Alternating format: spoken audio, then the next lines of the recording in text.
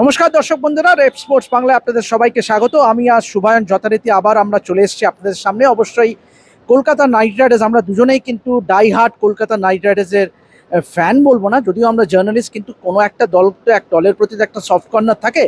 তো অবশ্যই কলকাতা নাইট রাইডার্সের মাঠের পারফরমেন্স কিন্তু অত্যন্ত শোচনীয়।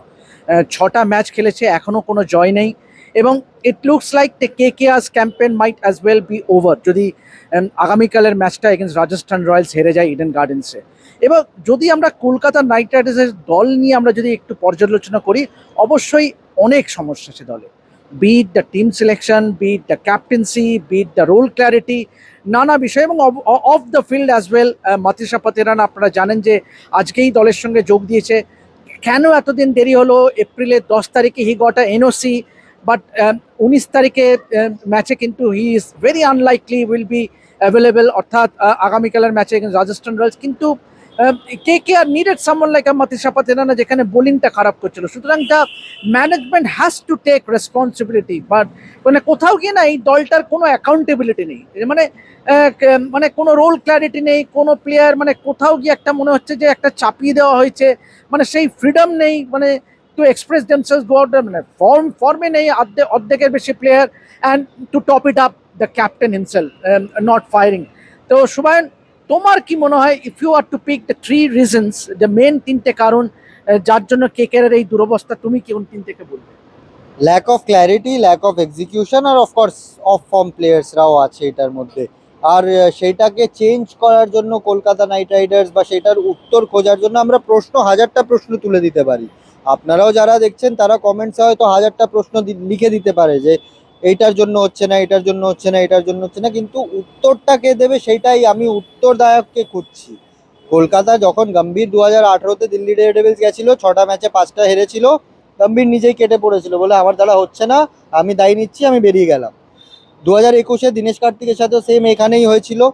টিম ফার্স্ট হাফে পারফর্ম করেনি, কোভিডের ব্রেক হলো, দীনেশ কার্তিক বললো world cup winning captain Ayan Morgan আছে, ওর হাতে আমি তুলে দিচ্ছি। তারপর দেখলো যে চেঞ্জেস হলো, ভেঙ্কটেশ আইয়ারকে খেলালো, টিম ফাইনাল অব্দি গেছিল। ওই টাইমে লোকে উত্তর খুঁজছিল। এই টাইমে কি লোকে উত্তর খুঁজছে? লোকে উত্তর কি দিচ্ছে? রানে এসে ম্যাচের পর বলছে আমরা শিখছি, এনকারেজ করছি। টিমের দিক থেকে কোনো ক্ল্যারিটি নাই। তুমি মাতিসা পাতিরানার প্রশ্ন জিজ্ঞেস করলো, 10 তারিখে যদি এনওসি পেয়েছে তাহলে এখন অব্দিও টিমের সাথে কেন যোগ দেয়নি? কে উত্তর দেবে? সেটা এসে বলে দিল logistical challenge. Logistical challenge, logistical চ্যালেঞ্জটা কেন হচ্ছে? টিকেটের ইস্যু, ভিসার ইস্যু, সেটা ক্ল্যারিটি দাও। এখানে যে হাজার হাজার লোকেরা আসে খেলা দেখতে, নিজেদের টাকা খরচা করে আসে, নিজেদের সময় নষ্ট করে আসে, তারা তো অ্যাটলিস্ট ক্ল্যারিটি ডিজার্ভ করে যে ভাই ঠিক আছে, ভিসা পাচ্ছে না, ডিলে হচ্ছে, পাসপোর্ট হারিয়ে গেছে, যাও কিছু হতে পারে, সেটা বলো এসে। তুমি একটা ম্যাচে দেখলে যে এতদিন ধরে ফিনালেন অজিঙ্ক্য রাহানে ওপেন করছিল, হুট করে আমরা দেখলাম ফিনালেন সুনীল নারায়ণ ওপেন করলো, পরের ম্যাচে দেখলাম ফিনালেনকে ড্রপ করে দিলে টিম সাইবাট অজিঙ্ক্য রাহানে ব্যাট করছে। ঠিক আছে, মানলাম ওপেনিং পেয়ার চলছে না, তুমি ওপেনিংয়ে চেঞ্জ করতে চাইলে।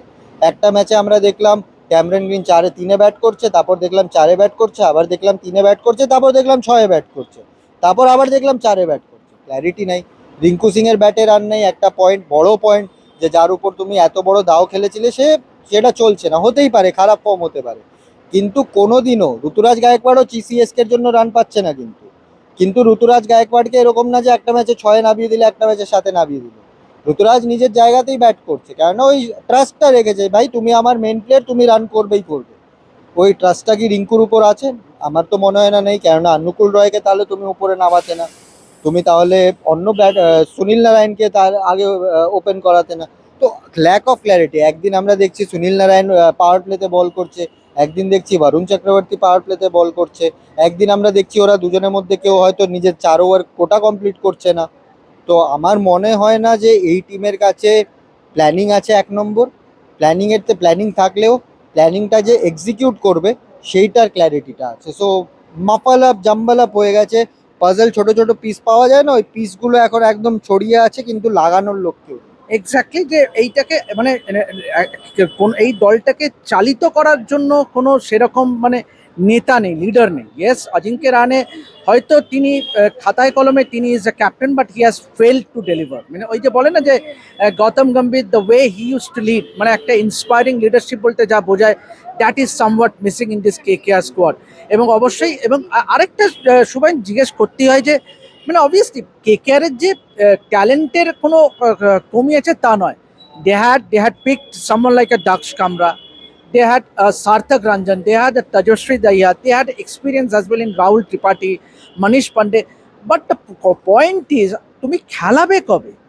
খেলাবে কবে? Your campaign is almost as over. মানে আজকে আগামীকাল যদি তুমি রাজস্থান রয়্যালসের সঙ্গে হেরে যাও, মানে সাতটা তোমার half of the season is গন। মানে তুমি সেখানে মানে তুমি অন্যান্য দলগুলো যদি আমরা দেখি যে ব্রিজেশ শর্মা রাজস্থান রয়্যালসে he has been given opportunity এবং he has done outstanding level. তো এটা নিয়ে কি বলবো? ব্রিজেশ শর্মাও কিন্তু সিএবি টি-20 প্রো এর প্রোডাক্ট কিন্তু। ইয়েস, জম্মুর ছেলে, জম্মু কাশ্মীরের ছেলে, কিন্তু এখানে এসে কিন্তু ও নিজের প্রথমবার একটা কম্পিটিটিভ রেড বল টুর্নামেন্ট খেলেছিল, ওখান থেকে তুলে নিয়ে চলে গেছে, খেলাচ্ছে। অশোক শর্মার এক্সাম্পল দেখো, গুজরাট। আহ, অনেক অনেক এক্সাম্পল আছে, সাকিব হোসেন, প্রফুল হেনজে।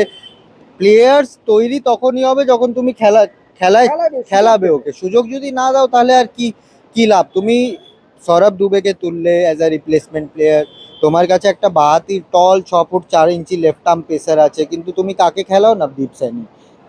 নবদীপ সাই দেখো, sorry to say, Navdeep Saini এককালে ভালো করেছে, কিন্তু 2026-এ নবদীপ সাইনি এরা চলে না।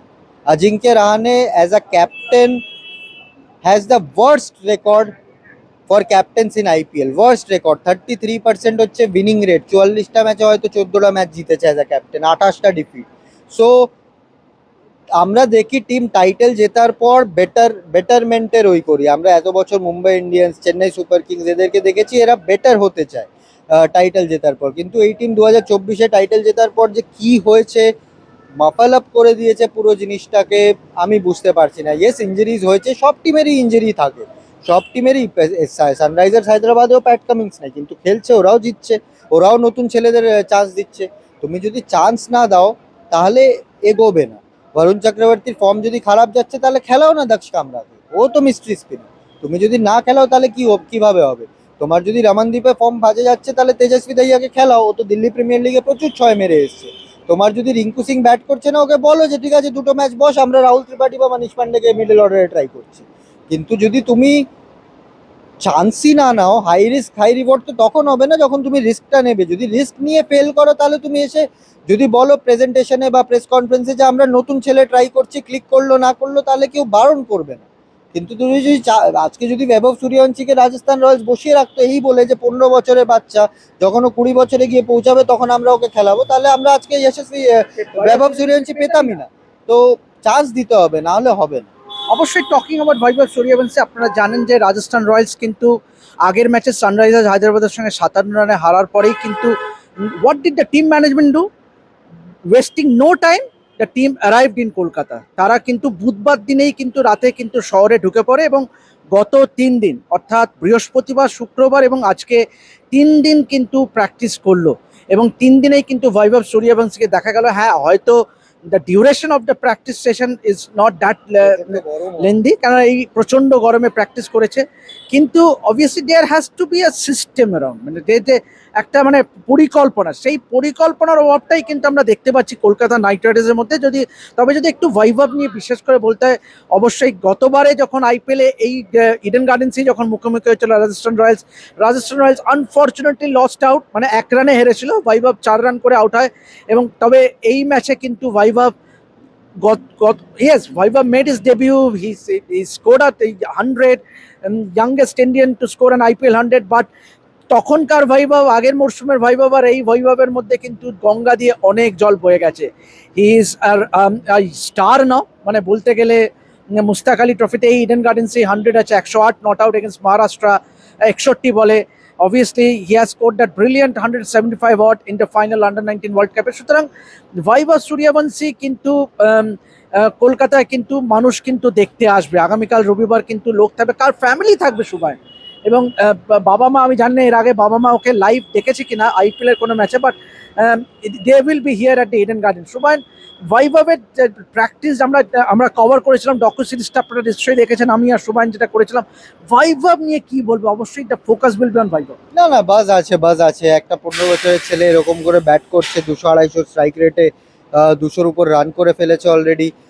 তো বাজ আছে, মানে এমন প্লেয়ার খুব কম থাকে যারা মানুষকে টিভি অন করে খেলা দেখতে বাধ্য করে। আর আই থিঙ্ক বৈভব যতক্ষণ ক্রিজে থাকে ওই জিনিসটা আমি ফিল করতে পারছি। আমার আশেপাশে যত বন্ধুরাও আছে তারাও বলে যে আরে ব্যাট করছে, একটু খুলে দেখি, রাজস্থান রয়্যাল ব্যাটিং শুরু হয়েছে, একটু খুলে দেখি।